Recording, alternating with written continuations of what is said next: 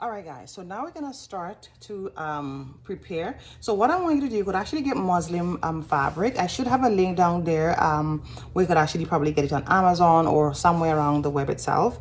Now you don't have to have muslin fabric, guys. If you just have like plain cotton fabric or an old bed sheet and it's plain, you could definitely start with. So I'm gonna use this here, and I also have a link where you could actually make some circles and draft some circles and draft some different patterns itself. The link is there, the video is there. You could actually follow along with that video itself. So what I'm going to do, I'm just going to do something quick here to show you how easy it is. You could just make a line, no headache, no stress.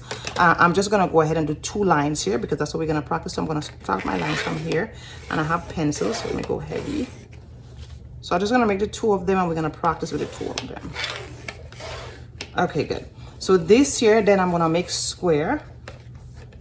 So I'm just going to make a square here. So this is what we're going to do for our pivot. We're going to pivot and turn.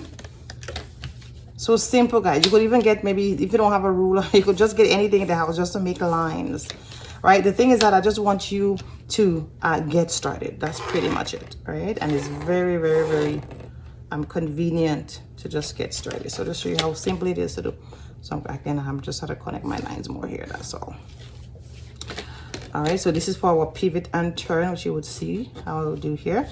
And then we have this here. Now we're gonna actually make a circle. So let me just show you guys, just any circle, nothing fancy here, right? And I'm just gonna make sure I get a solid circle because the pencil got to make sure it's heavy.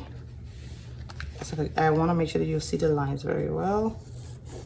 All right, we just make some circles. Okay, good stuff. All right, so we are gonna practice with the lines, the pivot, and the circles right now.